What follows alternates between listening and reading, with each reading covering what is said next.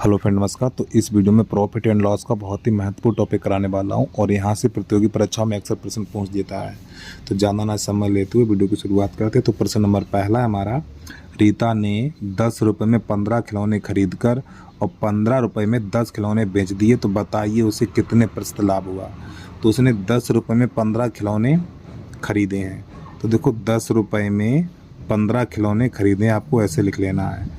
फिर इसके बाद 15 रुपये में 10 खिलौने बेचे, 15 रुपये में 10 खिलौने बेचे हैं। ठीक, ऐसे आपको लकीर कर लेनी है। अब सबसे पहले गुणा इधर से करना है आपको। तो 10 का गुणा 10 में करेंगे 100 हो जाएगा, और 15 का 15 में करेंगे 225 हो जाएगा। तो ये बनेगा हमारा क्रय मूल्य, कॉस्ट प्राइस, और ये बन जाएगा हमारा सेलिंग प्राइस, विक्रय मूल्य। यानी क्रय मूल्य हमारा 100 है और विक्रय मूल्य 225 है। तो यहाँ पे इसे लाभ होगा, तो लाभ कितने का होगा?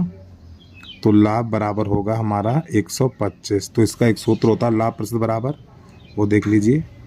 लाभ प्रतिशत बराबर लाभ गुणा 100 बटा क्रय मूल्य। ठीक, लाभ गुणा 100 बटा क्रय मूल्य। लाभ कितना है? 125 है, गुणा 100 और बटा क्रय मूल्य कितना है? 100 है। तो आपको यहाँ पे 100 लगा देना है। देखो लाभ 125 है, तो यहाँ पे 125 लिखेंगे। ठीक है, और 100 से 100 कट जाएगा, तो कटने के बाद ये बचेगा हमारा 125। तो यही प्रश्न का आंसर आ गया, यानी 125% लाभ होगा। अब इसके बाद अगला प्रश्न देखिएगा। वीडियो को रोक के आराम से नोट कर लिया करो आप लोग। प्रश्न नंबर 2 है, इसको देखिए। सुनीता ने 80 टापियाँ 5 रुपये में 4 के भाव से खरीद कर और 4 रुपये में 5 के भाव से बेच दिया। बताइए उसे कितने प्रतिशत लाभ या हानि हुई है। तो देखो 80 टापियाँ, इनको छोड़ दीजिए। तो यहाँ पे 5 रुपये में 4 के भाव से खरीदें, 5 रुपये में, यानी 5 रुपये में 4 के भाव से खरीद कर फिर 4 रुपये में 5 के भाव से बेच दी, 4 रुपये में 5 के भाव से बेच दी, इस प्रकार। तो आपको ऐसे लकीर करना है। तो गुणा आपको यहाँ इधर से ही करना है। तो इसका गुणा इसमें करेंगे तो हो जाएगा 25, इसका इसमें 16।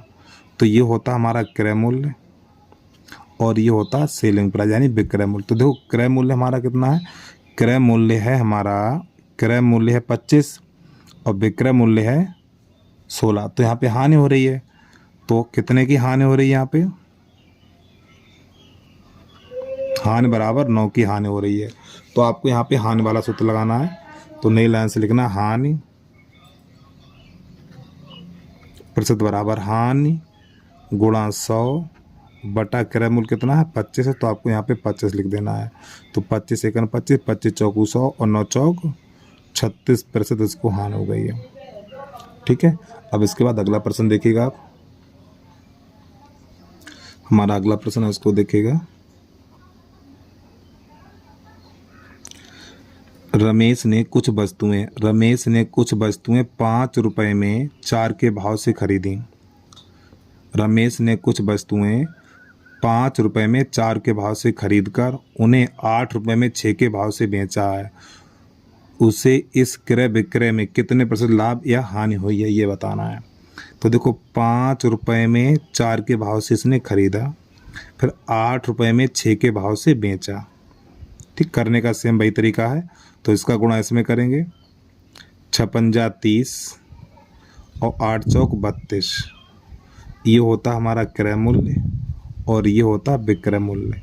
तो क्रय मूल्य 30 है, विक्रय मूल्य 32 है। तो यहाँ पे 2 का लाभ हुआ ऐसे।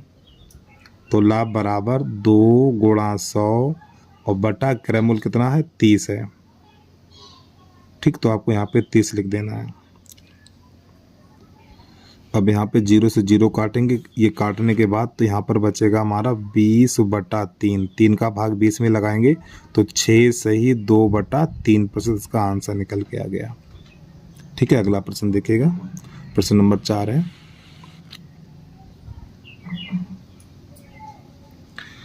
रमेश 10 रुपये में 12 अंडे खरीदता है। रमेश 10 रुपये में 12 अंडे खरीदता है और 20 रुपये में 16 अंडे बेचता है। इस प्रकार उसे कितने प्रतिशत लाभ या हानि हुई है? तो चलिए समझिएगा। 10 रुपये में 12 अंडे खरीदता है, फिर इसके बाद 20 रुपये में 16 अंडे बेचता है तो सबसे पहले गुणा इसका इधर से ही करेंगे, तो ये तो हो जाएगा हमारा 160 और ये हो जाएगा 240, तो ये हो जाएगा हमारा क्रय मूल्य और ये हो जाएगा हमारा विक्रय मूल्य। तो देखो यहाँ पे क्रय मूल्य कितना है, हमारा क्रय मूल्य है 160, विक्रय मूल्य है 240, तो यहाँ पे कितने का लाभ होगा, तो इसको यहाँ पे लाभ होगा 80 का लाभ होगा। तो लाभ प्रतिशत द्वारा सूत्र लगाएंगे, तो लाभ प्रतिशत बराबर लाभ गुणा 100 और बटा क्रय मूल्य। क्रय मूल्य कितना 160 है, तो 80 दूनी 160, 2 एकम 2, तो ये 50 बचेगा हमारा, तो ये हो जाएगा 50% लाभ। ठीक है, तो बस प्यारे बच्चों आज के लिए इतना ही। यदि आपको वीडियो पसंद आया तो वीडियो को लाइक करने के साथ साथ यूट्यूब चैनल को सब्सक्राइब जरूर कर लीजिए। जय हिंद, जय भारत।